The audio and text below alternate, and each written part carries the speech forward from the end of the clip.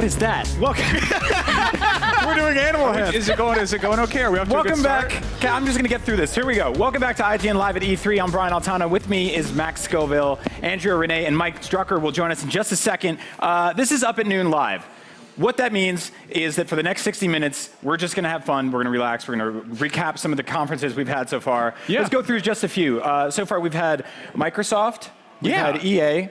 We've had Konami. We've had Bomberman. There was a 6-hour Bomberman live stream. Yeah, there was a 24-hour Wow, I can't believe we didn't do an entire pre- and post show for that. There was a 62-day-long Frogger preview video.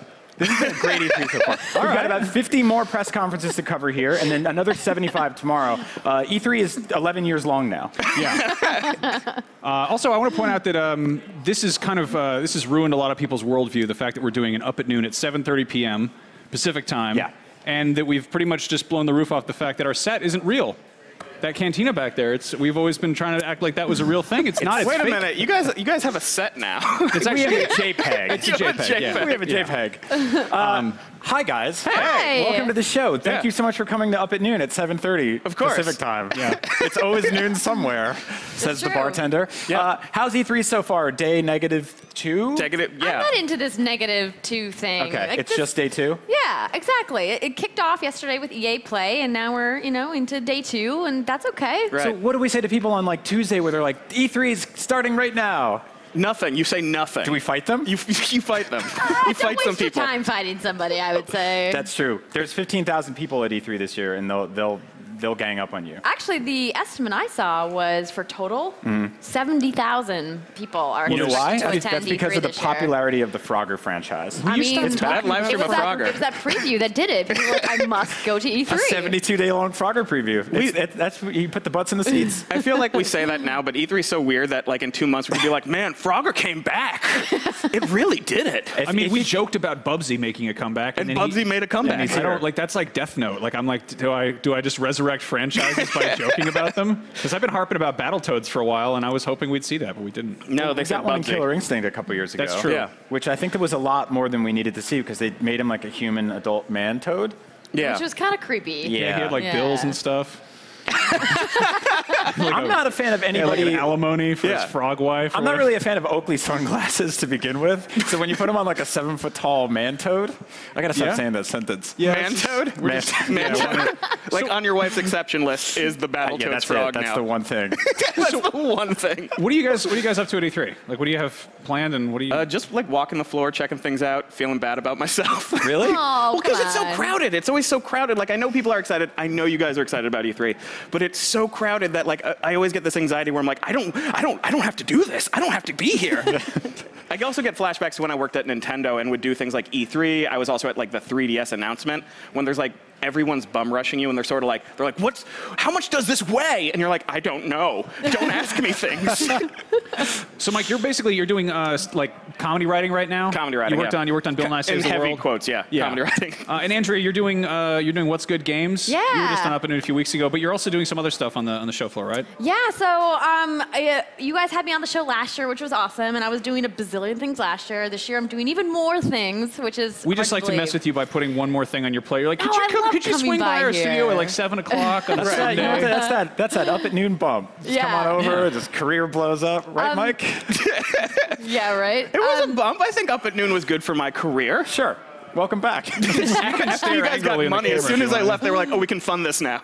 But Andrea, you're doing stuff with Jeff Keighley. You did stuff with you announced a thing with Kind of Funny last week. Yeah. You're everywhere. Yeah, and what's really exciting is the girls at What's Good Games are joining me for our Facebook Live booth here at the show. So Tuesday, Wednesday, Thursday, when the expo is open, Facebook Live has this booth in the West Hall lobby where if you guys are coming to E3, you can come by and take photos and share content from the booth. And we are going to have developers coming by all day, Tuesday, Wednesday, Thursday, and doing kind of what you do here, but we don't do any demos. So it's just conversation, Right. it's just chats, which makes it much easier. Yeah, That's awesome. Yeah. It seems like there's just like an insane variety of activities for people to do when they come to the show besides just stand in line and play Zelda. Yeah. Since Zelda's not here this year, it makes it a lot easier for Yeah. people. So what do you want to see? What are you excited about?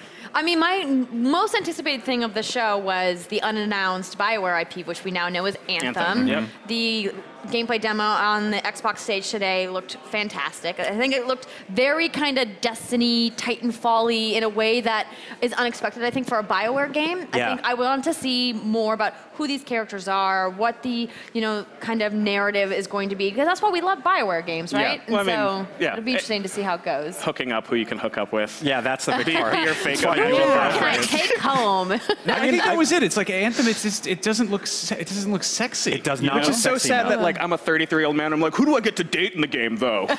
I mean, to like make love to that big Rancor if you're high enough level, maybe. What about That's two people kissing while they jetpack? Hard pass. That's adorable. That's that would be hard pretty pass. boss. Is that what they're going? Oh, I thought you called it a hard pack. No, I didn't. Hard pass. pass. That's where you draw the line. I draw the line at jetpack lovemaking. What? You don't have to make love to the jetpack. You make. Okay, I'm not going to get into it. I've just lost you all sponsors. No. It's fine. They'll power through it. And now, Mike, you mentioned you worked with a Nintendo. How many E3s have you done? Just one professionally. Really? Yeah. Okay. Do you have And any then weird, like 20 unprofessional. Yeah. just slovenly shirt off. Just big time your way in there. Like. I was there at sort of the launch of the 3DS, sort of the big announcement of that. So that was my era of Nintendo. And it was crazy. It's crazy working at E3. I think nobody realizes how hard it is to be like a company being there, because you have so many people asking you questions, and you have people who like love the company and work for the company, and people are asking you questions like, "But will we get to see what's in Mario's pocket now?" And you're like, "I don't know. I don't know the answer to that." And then they're like, "Nothing in Mario's pocket," and you're like, "I didn't say that." I'm really glad I never have to deal with that kind of pressure. It's so hard. I'll ask you that question. What is in Mario's pocket? Some lint? I don't know. It's not coins because they're huge, right? There's a coin he washed, and he's really mad he washed it. One small coin. He's got like 100 big gold coins and then this one tiny one that he saved from the first war. Their wars? The Mushroom Kingdom War. The Mushroom Kingdom War. Yeah. When all the people got turned That's into what it's bricks. all about. Now, Andrew, you've done, how many E3s have you done? This will be my 10th E3. Holy Wow. crap. Yeah, That's very exciting. That's a lot of E3s. Yeah, it's kind of a big anniversary for me. Are they going to put out like an HD remaster of your first E3? Oh, gosh, I hope not. I will say, though, my first E3, I got to interview Mario, Charles Martinet, who was absolutely wonderful. The guy who... Did you check his pockets? No, I didn't check his pockets. I was grateful enough that he even made the time to talk to me, and he was so amazing, and he gave such a fantastic interview, and he's just such a kind, nice person. I don't know if you guys have ever had him on the show, I was at the E3 where he was working the Nintendo booth, and he was in this like Mario-shaped prison thing. He was in a cell. He was in a cell, and he was he was in like a holding tank. He was saying hello to everybody as the voice of Mario. So he was just like, "Wahoo! Hey, nice to meet you." What's he going was like on? he was like a carnival barker. And it was like, really weird. It was 3 days straight, but he would start saying very specific things. Like he'd be like, Hey, "Oh, look you at the there." bald guy," and I was like, "Hey, man, like, I know what you did me. last summer. What does that mean? I don't know. I don't know. Terrifying. Yeah, he's a super nice guy. Yeah. How much have things changed since your first E3? Not at all. It's still crazy to me that it exists. Yeah. It's still very fun. I get very excited about it because it has that Christmas-like atmosphere, but I'm also like, do we have to do this? I think, like, I talk to fans now. We had an IGN meet and greet last night, and there was thousands and thousands of them coming to the show for the first time. And they're like, well, do you have any tips for me? And I'm like, you have to keep in mind that none of this is normal. Yeah. Like, it's really fun, but the idea of, like, 100,000 people getting together in the building while, like, I don't know, there's, like, a tank hanging from the ceiling, and there's, like, game trailers pumping in the corner. That's, like, not a normal thing for, like, we weren't designed for this. No. But we're making it work. Kind of like a very large-scale version of, like, when your friend, passes out at the party and you put a bunch of household objects on him. Right. It's like that, but on, like a building code level where you're, let's put a tank in the front and a NOS energy I don't drink know if I thing. understand that analogy, but... Because you're not a dude. Like, dudes, you can't fall asleep in front of other dudes because they'll just, like, they'll draw stuff on you. It's like a good-natured cruelty. Yeah. No, we drew, sure. I think that's a good description of E3, though, is a good-natured cruelty. Yeah. I mean, you guys are so jaded. What are you talking about? It's not You jaded. were Love so it. excited. You don't remember walking into your first E3? Oh, I love it. And Yeah. just like getting starstruck at all of the booths and it's the insane. noise and the people. And it was It's like, insane. it's thrilling. It's exciting. Like, so many people have reached out to me on Twitter saying, I'm going to E3 for the first time. It's like a lifelong dream of mine. And that's how I got to E3 the first time. Like, I got this like kind of like golden ticket opportunity to host for this, little site way back in the day. And it's like, I find it really, really thrilling. And I know a lot of peers of ours are like, there's all these random people who are going to be there. I'm like, I was saying this the other embrace day. it. Like, I'll be totally. You hear me like making some jokes about the way the show floor runs and all that stuff like that. But like, if you're at E3 E3 and you don't want to be here, quit. And give your job to one of the hundreds of thousands of people that want to be here. It's what I did. Yeah. All right. But no, I mean, you're right. It's like a weird mix. I don't work in this industry no more. And then you came back. You're such what a bad time. No, I like E3. I do like it. I am a bit jaded, but I do like it. I also think that because I had the scarring experience, that I still have that like weird it's almost like in Jingle All the Way when they open the doors and everyone wants to get a Turbo Man, and I'm like, oh, I can't go through that all the time. Yeah. But I still like it, and I do like that they've embraced fans, and also. This is such a sidetrack, but if you work in television, like upfronts is kind of their equivalent of E3, and E3 is so much more fun than upfronts. Oh yeah. It's like imagine all the awkwardness of E3, but none of the fun, and that's television. Yeah. Well, you go into conventions that don't have E3 in them, and they're just like, hey, welcome to Golf World. Yeah. I can't even imagine like a trade show that doesn't have that. Now. One thing we saw this year, we're obviously big fans about it. We talk about it every week on our stupid show that we're doing right now. Star Wars Battlefront. Like we got a new look at Battlefield, Battlefront, and it looks nuts. They got funny animals in it. Yeah. They do. We got like a confirmation about a funny animal. They told us that right off the bat. Yeah, we're really bad game journalists. The devs came on and I was like, is there a Rancor in it? Tell me about the Rancor. And they were like, that's your first question? Yeah. We actually need to kick you guys off the stage. Oh, no. Where can people find what you're doing at E3 or just in general? The best place is at Andrea Rene on Twitter. I'm doing so many different things at the show. Go there. I will have all of my links everywhere you can find me at the show on Twitter. Cool. And Mike? You can find me at Mike Drucker, MikeDrucker, and check out my podcast, How to Be a Person. I'll plug it. Why not? Awesome. Well, thank you guys for coming by. We've got more friends coming to join us in just a moment, but first, let's talk about that Rancor. Thank you guys so much. Where are our friends? We have so many wonderful friends coming on. Yeah, I can't believe that, right? We did get confirmation on that. He's tied to the desk and everything. Yeah, we trapped him. Got him. Up at Noon, live at E3 2017 is presented by Hot Pockets. I need to refuel. We've been compromised! Don't let hunger kill your game. Fuel up with hearty Hot Pockets, made with premium pepperoni and 100% real cheese. Guys, back!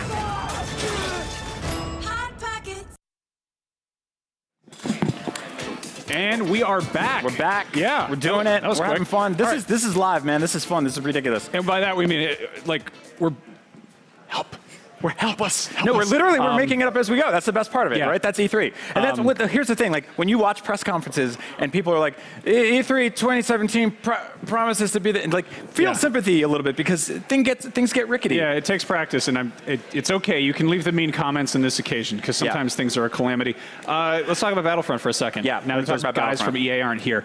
Looks pretty stinky, huh? Stinky? No, I'm just kidding. It looks great, right? No, it looks amazing. Yeah, it looks like they fixed everything. I'm incredibly excited for it. Yeah, so like one thing I was gonna. This is the thing is when we have devs on the show or whatever, and we want to like talk to them about stuff. There's always going to be things that we know they're not going to answer, and it's just a waste of airtime to bring it up. Yep. Dude, did you catch that shot of they're fighting in Maz Kanata's kitchen?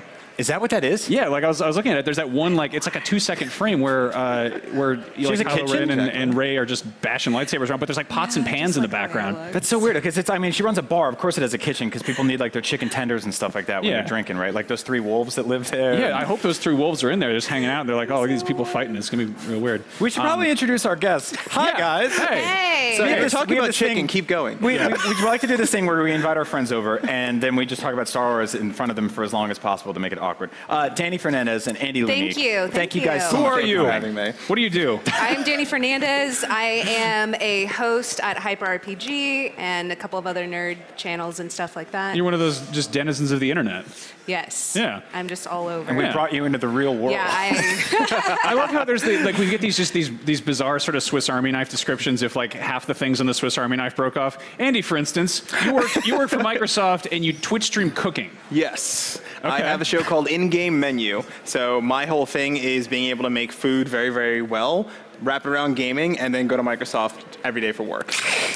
That's what I do. That's a good hustle. It's like a Batman, Bruce Wayne kind of thing going on. What a weird bunch we are. Now, the thing you guys have in common is you both go to tons and tons of conventions. Yes. And you see like the kind of the variety because like That's at E3, where we see our friends. Yeah. This is where you get odd is that? wrapped up into all the goodness. You get ridiculous hugs, lots of alcohol, and then you play games for like maybe 5 minutes. Yeah. That's it. And so what are some of the conventions you guys have worked? I've worked at Comic-Con was actually the first, San Diego Comic-Con was the first ever convention that I worked at. I got to host for Funimation, and I would say one of the tips that I have is, which I don't know if everyone would appreciate this or the companies, but if you know of companies that are going to be at Comic-Con, and you're interested in being there, maybe hit them up and just be like, hey, do you need an extra set of hands? Do you need extra help? Because the answer is always yes. They always have underestimated, and they always need like man on the street. They need people handing out flyers. They need people handing out shirts. So that's how I originally like weaseled my way in. No, it's a really good tip. It's just cold calls, right? Like you're like, hey, like what's just going emailing. on? Yeah, there's so many companies at Comic-Con that they always need more help. Because I think volunteers. And they might one not thing pay going you, but, in, you know. Yeah, exactly. That's the thing. They might not pay you, but you might get a badge. but you're there, right? Yeah. I mean, a lot of people have to pay to go to these things, so if you can get there for free. Well, a lot of times you don't even have to be inside. There's so much stuff going on outside. Like there's Adult Swim on the green. There's, you know, so many parties and stuff. No, that's true. Like, sometimes we get in San Francisco, we have a music festival in the park, and it's called Outside Lands. And I'm like, I'm not going to pay to go inside Outside Lands. I'm going to sit outside Lands and watch the thing. And I'm like, am I pirating live music? That's sort of weird.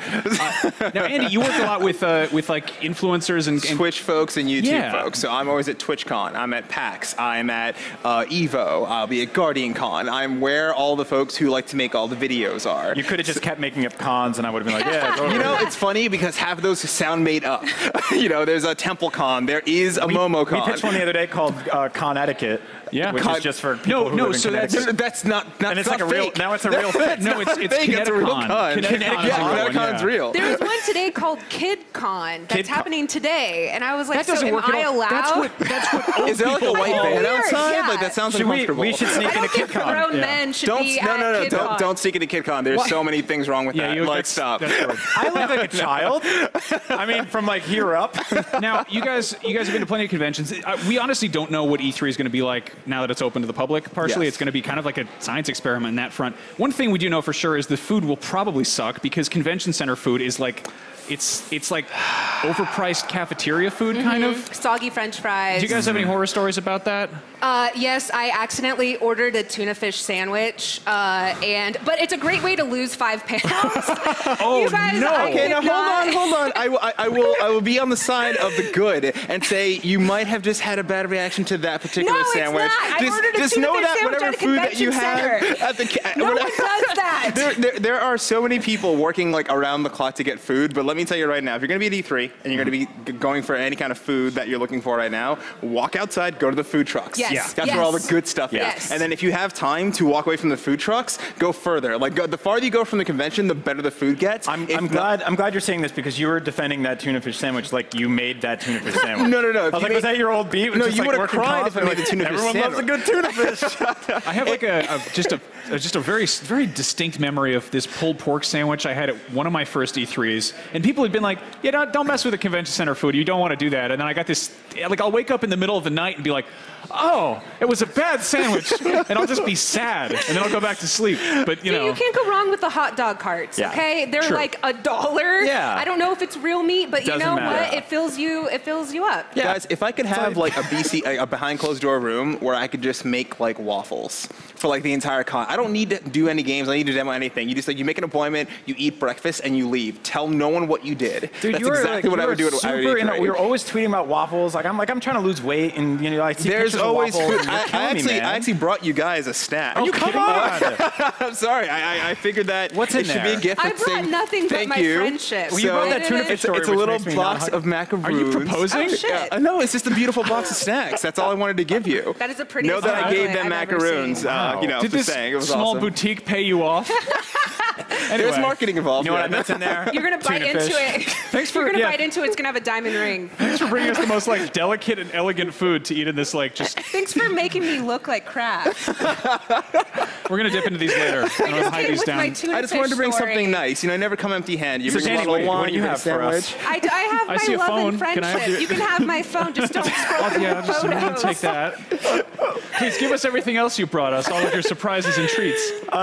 What's the sort of craziest thing that's ever happened to either of you at a convention. Like, it's like a moment-to-moment thing, right? Where you're out there and all of a sudden, like, I almost got trampled once when they were like, a guy was like, free T-shirts, and this guy was like, oh, like he was wearing a shirt already. Somebody was getting married at a hotel the weekend of Comic-Con, which why? I don't know. But we actually crashed their wedding. I mean, that sounds bad. I sound like a bad person. No, keep going, yes. But because we were semi-dressed up. But yeah, I remember sneaking up and crashing that. I don't think that's the craziest. I think that's the best thing. No, that's pretty crazy. Also, like, semi-dressed up doesn't cut it for weddings. Yeah, that's like, true.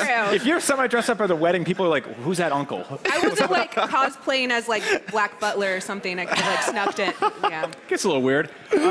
Now, Danny, you are a big fan of Dragon Ball Z, right? I love it. Yeah. Andy, what about you? He is too. We've been talking about it. You have no idea, dude. Really? Piccolo's my homeboy. Okay, let's talk about Dragon Ball Z. We're talking about Dragon Ball. All right, I'm kicking. If you want to kick this off right now, okay, let's you talk know about what this. we're talking about, right? So at the Microsoft conference, we got a brand new 2D Dragon Ball Z game. It's called.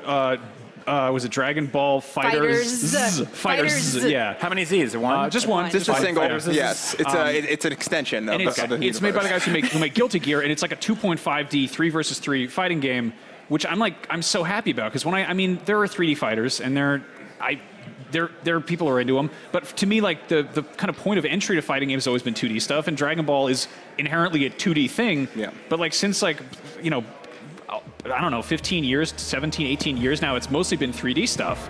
And this looks just awesome. It's beautiful. This is the game. I'm telling you right now, animation. like nothing else makes more sense in this game right now. Like I am a huge fighting fanatic. I am day one with this game. Yeah. It looks ridiculous. I can't wait to see the rest of the roster. Goes together like tuna and E3. You guys. I mean, I love that they had my man Vegeta in it. I just am. I know. But like, that look they're at the destructive backgrounds that are like things are blowing up while explosions are happening. Like they're pounding themselves into the ground. I can't fucking wait. Sorry, I actually am freaking out a little bit. Like I am fanboying. Like I can't help it. Like look at how clean it looks. It does, yeah.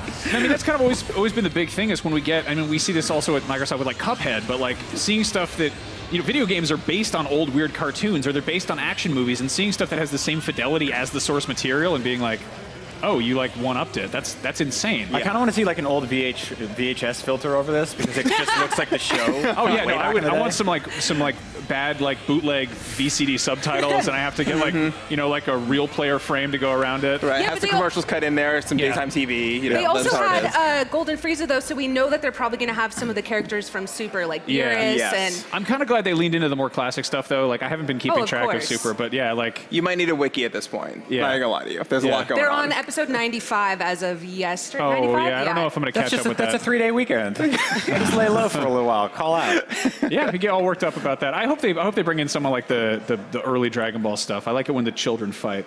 Hercule. Yeah. I think that they're going to have Hercule. Yeah, I hope that they have Kid Trunks and Goten. And then, of course, I need to have... No, we need... I don't want to hear it. Roshi versus Hercule. No, I will accept Chaozu instead of Roshi or Tien. I heard that Chaozu has this sweet move where he dies. Yes. Yeah, you know who does that often? Yamcha. That's what you sound like right now, I was going to say, they might have Yamcha just watching. What about Tonkatsu and Soba? I don't watch Dragon Ball. Did you really just do that? But half of them are named after food. Like, are you hungry? I think there is constantly. Just start naming vegetables, and you'll probably be right. Tempura ramen. He's really good. I love that. Anyway, where can people find what you guys do? Yes, so I'm at HyperRPG. It's twitch.tv/HyperRPG. I actually have a Dragon Ball Super show there. We are covering the Toonami run. So if you haven't stayed up to date, don't worry. They're only on like episode 21. And I'm also at Ms. Dani Fernandez. Awesome. Excellent. Simple, and Andy? Clean. Andy_Lunique on Twitter. Everywhere else, same thing. Just look for the guy that's probably holding a frying pan in his photo. And I do nothing but post lots of food, primarily because it's the safest thing to post on the internet. No one ever yells at me for food, so that's it. I mean, I just did, but other than me. Right, you know what's going to happen next week? I'm going to make a tuna sandwich, and you're going to learn. Okay? I'm not here next week, so I'm staying away from that. Okay, just know that tuna can be beautiful. That's what we learned here today. I want to correct you real quick. People will absolutely yell at you on the internet for food. You just have to open a restaurant first. There's a great website called Yelp. That's right. Yeah. Anyway, thank you guys for joining us. Have fun out there. Have a good time. We are going to take a quick moment, and we're going to run down something very special. Speaking of food, our sponsor, Hot Pockets, was nice enough to take care of us this year, and we are going to run down the hottest moments of E3. This the hottest is Hot Pockets Presents E3's hottest moments. Hottest moments. Yeah, there's been a lot of hot moments. Now you might be wondering, are we talking about temperature or sexualness? Or that's pure adrenaline heat. Really just excitement, very difficult, very hard to tell. Temporal body action. Yeah. Warmth. All kinds of hot moments. There have been some good ones. I want to talk about, there's, I think Skyrim, that's a game where you learn how to become a dragon by yelling, I think. When they first demoed that game, there was a beautiful shot of a giant being set on fire, which I think is sort of akin to false advertising, because if you try to do that in the game, it really doesn't work out so hot. Sensual flames. Yeah. I think another very nice, hot, sensual moment. Oh, I don't know. What about Metal Gear Solid 5, when there's that trailer where he's like, he's incinerating people, and then he puts all that ash in his face. Hot to trot unicorn horse. That's a very they didn't actually show the unicorn horse in the trailer. It was kind beautiful, of, hot and heavy unicorn horse. Really? Yeah, I was just gonna keep saying that. Yeah. Man, there's been all kinds of hot moments. A very hot moment this year, of course, is the addition of the Inferno Squadron. That's the new Battlefront team. That's true. That's an incredibly hot team. Yeah, that's what they're called. They're not actually on fire, like they cause fires. Do we know that? I mean, there's flame troopers and stuff. Flaming hot troopers. Yeah. Look at that. The hottest moments. Such beautiful heat. Yeah. It's so hot in here. I'm sweating. You know, it was a very hot moment. What else is a hot moment, Max? When good old Norman Reedus showed his patoot in the Death Stranding trailer. Ooh, hot Norman Reedus butt. And it was just on like a beach full of shellfish and dead whales. The Walking Dead. That was upsetting. That was incredibly upsetting. Very, very upsetting. I'm worried about you with this fire behind you, by the way. I kind of like it. This is very festive and seasonal, isn't it? This incredibly is a nice time. hot. Yeah. What other hot moments have happened in our lives? I don't know. That's kind of weird. It is very weird. I don't know. They showed this. That was that one demo for Uncharted 3 where they were in a burning house. Yeah. And it just kept getting worse and worse. I don't think that was E3 though. That was like outside of E3. That was. I thought about it at E3. That counts. We heard more about that's true. You thought about it. Yeah. Yeah. There was also that Far Cry 3 demo that was awesome, where like you're running around and you're fighting men, and there's a flamethrower boy, and then you go inside like that. There's a house just full of old TVs.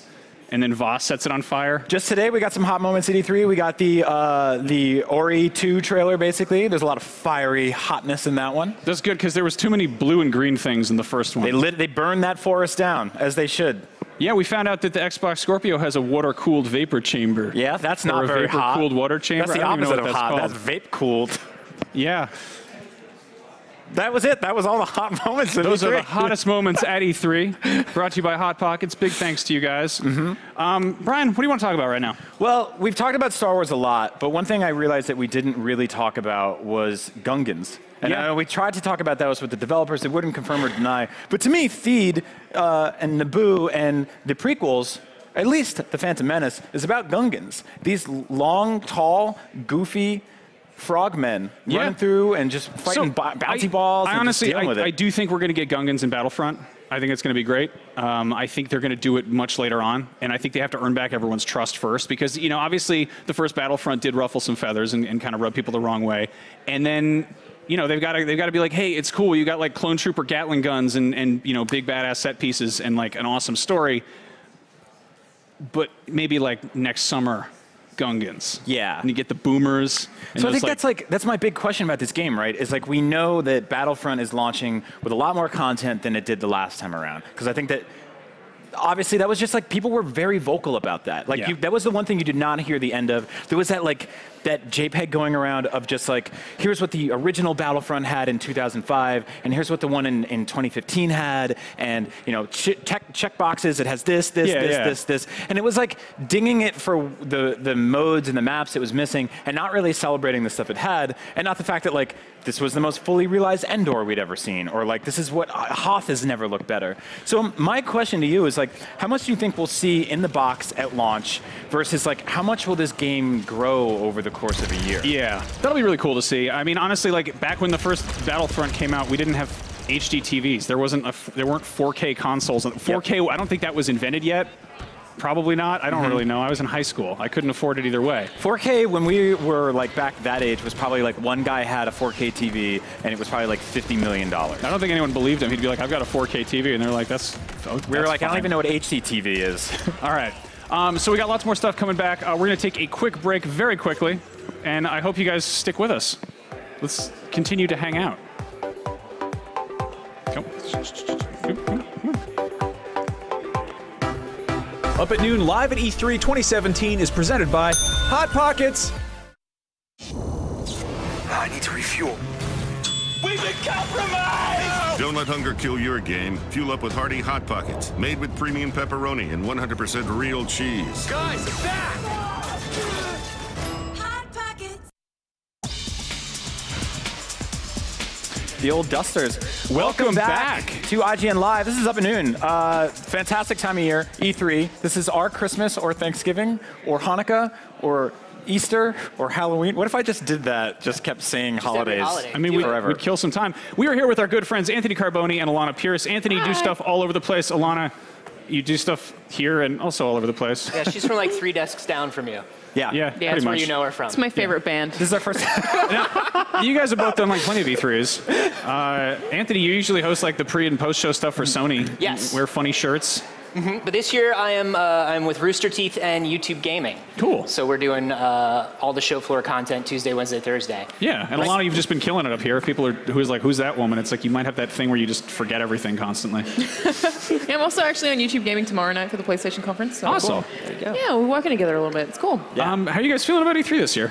Feels good, man. Yeah. Feels like a good year. Yeah. What's your I don't know what kind of a legal minefield you're normally in. Mm-hmm. But what do you make of that? What do you make of that Xbox Scorpio? Oh, the One X. Well, sorry. It's taken a minute. Yeah. They sent out those scorpion lollipops and everything. What a waste. All those scorpions died. What a waste of perfectly good scorpions. Well, hey, so they're not cheap. Scorpions are not cheap. Yeah. No, they're not cheap, but their favorite way to die is surrounded by lollipop candy. Mm-hmm. So That's true. That's on record.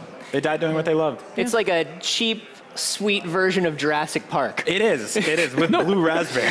But really, what did you make of the whole Microsoft thing? I think it's great. You know, I think one of the things that really bums me out about the PS4 Pro and the Xbox One X is the big push of 4K. Yep. Speaking of somebody who has a 4K TV, has a PS4 Pro, has a sick gaming rig with all the lights, Yeah. With the lights. Dude, a sick gaming rig has at least 4 different colors of lights, and I have all 4 of them. Mine only has 3.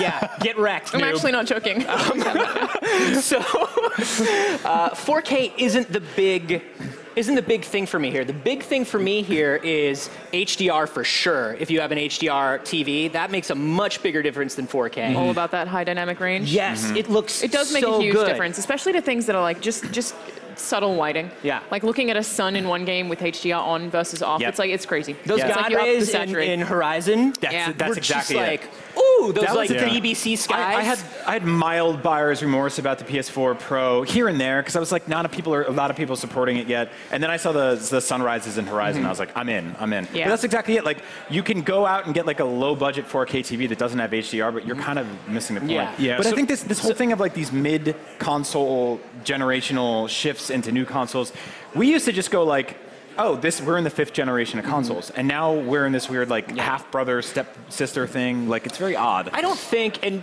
this is like, I don't know how popular this opinion is. I think you mostly don't need these things. Yeah. I think you mostly don't. No. Like if you're if you're the video game equivalent of a home theater enthusiast, these things are great. Yeah. I think they're better for frame rate and for high detail and for HDR, but they are great. Yep. But you're probably good with what you've got. Yeah. So that was my big takeaway from the Microsoft presser was like, I don't feel like I'm missing out, and I don't feel super obligated to buy a One X. And I'm okay with that. Like they were like, hey, here's a brand new thing. It does really cool stuff.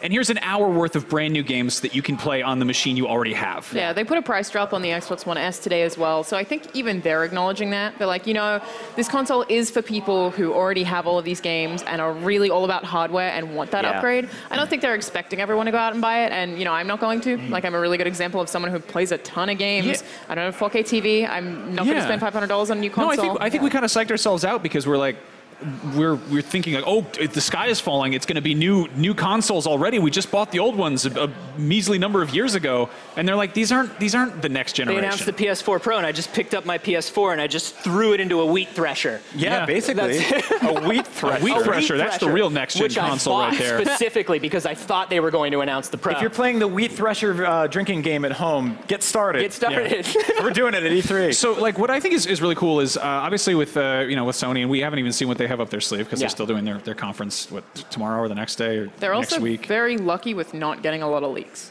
Yeah, that's true. So Yeah. whatever they're showing, either it's boring or we don't know what it is, But in the case of Shenmue 4. I think it's more. What? You just finished the other. Or the leaks have happened. The Kickstarter. Maybe the leaks have happened and we haven't seen them. They've been wrong. There was that Best Buy leak today about the Xbox Scorpio. Yeah. And we're like, Best Buy leaked the name. I'm like, no, they didn't. Yeah. No, they put up a placeholder. Yeah. This is what stores do. Yeah. we've been kind of wondering, like, what is Microsoft's role at this point in this generation of consoles life cycle? Like, Nintendo sort of shows up. I can't tell if they're like really late to the current party or really early to the next one. But the Switch is awesome. It's established itself, and it's like, okay, it might be less powerful, but it's doing something cool and portable that nobody else is doing. Nintendo consoles are like Star Trek movies where like every other one is good. Right. You know what I mean? And it's like, just get the even numbered Nintendo consoles. Yeah. I liked the Wii U. Me too. I thought it was fine. It was fine. It's hard to go back to. I'll say that. But I do think it's kind of amazing that your two options of the consoles that have been that are launching this year is like this portable toy with like neon sticks on the side and like the most powerful video game system ever made. I think the moment I played something on the Switch though, even though it's like, oh, Nintendo underpowered, looks like a toy. The moment I played one thing on the Switch, I want everything on the Switch. Yeah. Persona 5, man. Persona I want that on 5. the Switch. Thank you. Thank you. If you had told me that the first reference to the Nintendo Switch at an E3 press conference would have been during Microsoft's conference, I would not have believed you. Yeah. But we haven't heard the word Switch, but we saw a Switch in Minecraft, which means that the Switch version of Minecraft will communicate with the Xbox One version of Minecraft. Yeah. I kind of like that I whole actually reviewed it just last week, and it's officially my highest scoring game ever for my reviews, and at 9.5. It's the highest I've ever scored a game. And it's Switch for Minecraft? Yeah, it's awesome, but the fact that it doesn't have party chat right now means it's super limited. Yes. I got super hooked on that game again. I'm one of those people that love like Minecraft. every couple years I get right back into Minecraft. I build my dirt house that eventually becomes amazing. That first night in Minecraft is always great. Oh, it's terrifying. Yeah. Can we talk about your joke tweet then about Minecraft 4K? Yeah. Because I like your joke tweet. That's Thank a good you. joke tweet. Thank you. But I don't think that's For how those you of you really watching feel. at home, Brian tweeted out one of the blocks and said, I can't wait to see this in 4K. Yeah. Well, because I think that was like the running theme at their conference today, right? It was just like, we have the most powerful video game system ever made. Here's like a ghost in the forest that somebody drew. And you're like, well, I don't really know if like 4K HDR teraflops. Here is a rectangular I shape. think the next Ori game, if that's what you're referring to, is going to look amazing gonna look so in good. 4K. You're really good at deducing the nonsense that I'm talking about. You got a ghost in a forest, Ori. Yeah. Can we take a minute and just give But like... I do want to say before we move on to something else with Minecraft 4K, if you are somebody who has played Minecraft with visual mods before and you've added like the lighting and the shadows and everything, it's ridiculously weird how beautiful Minecraft can be. No, it's kind of awesome. Music as well, right? Yeah. It is really pretty. Alana, I don't know if you noticed this, but the Switch version of Minecraft is gigantic. Yeah. And I built a treehouse that was amazing, and then I went out foraging, and then I lost it. And for like, I don't mean like I lost it. Like I lost my house, and I walked around for like an hour being like, where is my house? But if the draw distance had been, that much better through 4K. Brian roleplays as somebody's grandpa. Do you guys want to start a Minecraft show? We just talk about Minecraft for an hour? I think so, yeah. I mean, I felt like a senile old Finally, man. 2017, the year of Minecraft. Finally, Minecraft gets a year of its own. It was, it was like in Breaking Bad where Walt has to pretend that he got lost for a while because he was cooking meth in the trailer. It's just like that. You're right. You should watch Breaking Bad, dude. It's a really good show. Or play some Minecraft. Too, yeah. One or the other. Hey, you made me listen to all that Dragon Ball nonsense back there. Is this your revenge? Yeah. All right. E3 is longer than ever right now. Yeah. That's really what it's coming down to. I tweeted another thing. This is not the whole show where we'll just retweet my stupid jokes. But I talked about the other day about I don't know what day 1, day 0, day 3 anymore. We talked about it with Andrea and Mike earlier. Is this where does E3 go from here? Does it need like a president that reigns I want it to in? be like, I want E3 from now on to be like a 7-day cruise, like when old rock bands get back together. Like you started with 7 day, and I was like, whoa. And then you said cruise, and I was like, like a 14-day cruise where you're trapped on a boat with all your favorite developers. Like Gilligan's Island? Yeah, like the Weezer cruise or like a Philly ship or something. The next big convention or the next Resident Evil game. Yeah. One or the other. Look, honestly, I think that maybe it'll take a decade, but with EA Play and with PSX, I think that the future of E3 is going to be publishers splitting up and doing their own things. Yes. Nintendo have already been so successful with managing their own messaging for the Nintendo Directs. PSX is hugely successful. I mean, they announced The Last of Us Part 2 there. They don't need E3 to do that, and it still took the world by a storm. We know that games like Red Dead Redemption can be announced without E3. So it's like, I think that these publishers are going to start splitting off and doing their own shows and announcing things by Well, themselves. it makes a lot of sense. You can do it whenever you want. You can control your message. There's no reason that everybody has to announce all their big things on the same day every year. Yeah. I mean, it's the same deal as the old holiday season. I think there was a time when E3, when it was first started, it made a ton of sense because games were physical only. There was no streaming. You're not going to find a TV channel that's going to put on an entire week's worth of video game content. And so you they have were to like, have everyone physically in one place. exactly. We don't need that it anymore. made a ton of sense, and now it's, and also like at the same time, people were only buying video games for kids. Like it was a Christmas present, you know. It was, you buy it in November, and that's when things always come out. That, and we're moving past that where people are gaming year round, and there's live and active communities constantly. Yeah, it's nuts. It seems like the theme of the last few years has been that every rule we had growing up with video games is out the window now. Like you basically, you had to launch consoles in the fall. Nintendo was like, nah, how about March? And it's, oh, okay, it's going to sell a ton. You had to get announcements at E3. There was like basically no, like holiday season only happened in the holidays, and now it's just a full year. Well, it lets these companies work to their strengths too. Like going back to Nintendo, I like every single Nintendo Direct that comes out more than I like every single Nintendo E3 press conference combined. Do you remember the last Nintendo Direct, which I think is going to be like the one we get on Tuesday morning? That's just, it was with the puppets. Well, that was a good one. I always love the new puppets. The scary thing about those puppets, by the way, is that they retire them at the Nintendo World Store in New York City. So every time I'm in town in New York, I'll go over there and there's just this glass display case that has like 3 like limp Star Fox guys and then like this Miyamoto puppet, and he's like, so it's very terrifying. And when Reggie and Miyamoto are not on stage, their souls are inside of those puppets, and that's how they will live forever and continue making these games. Cool with it. What do you guys think Miyamoto is going to be wearing this year? Like that's a weird question. No, he usually has like a T-shirt, or he has a sword. He has like an item. A onesie. A onesie? Yep. Like a Bowser onesie. It's maybe. a Kigurumi year. 2017, Minecraft and Kigurumis. Guys, we're going to talk more about Kigurumis in just a second. We're going to take a very quick break, and we'll be right back. Let's pretend we're talking like they do on a television. Up at Noon, live at E3 2017 is presented by Hot Pockets. I need to refuel. We've been compromised! Don't let hunger kill your game. Fuel up with hearty Hot Pockets, made with premium pepperoni and 100% real cheese. Guys, back! Hot Pockets. And We we're are back. back. We're back. We're back. You want to say it the same? One, We were two, gone for three. literally We're 25 back. seconds. Yeah, that was short. Yeah, but I don't have any object permanence, so I was really scared that you guys died. Yeah. Is you like a dog when we leave the room and you just time panic? stops. Exactly. Yeah. So you guys want to talk a little bit about what E3 looks like this year for you? What are you excited about? I'm so tired already, but still like running on excitement. So obviously we've got Ubisoft tomorrow morning. Expecting to see probably a little bit more of Assassin's Creed. Totally want to see some South Park and to see more about Far Cry, which is something that I desperately want to see gameplay for. And it'd be insane if we didn't see more gameplay of that.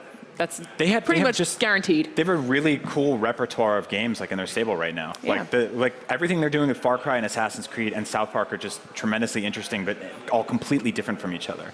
And I think there was like that idea that like Ubisoft games were all exactly the same. It's all about like ticking off that little mini map and climbing towers and stuff like that. And we're not really getting that anymore. Like they got rid of the map in Assassin's Creed. They're trying to pull away from that. Have you guys read that? I think it might have been on Polygon Ubisoft game review. Someone wrote this really great review that was just of every Ubisoft game that was like, the protagonist doesn't have a lot of personality and you focus on the mini-maps too much. Like, it was just like, they're so followed an archetype. And I think this is the year where they're totally different. Yeah. Do you guys think this is going to be in the Animus, or is this going to be just in history? I actually played it this morning. Didn't see any references to the Animus whatsoever, but it's hard to say. The thing that makes me think that it won't is that they're going with Origins. It's the start of the Brotherhood. So, I mean, with the way Abstergo tech works, they shouldn't, in theory, be able to go back that far.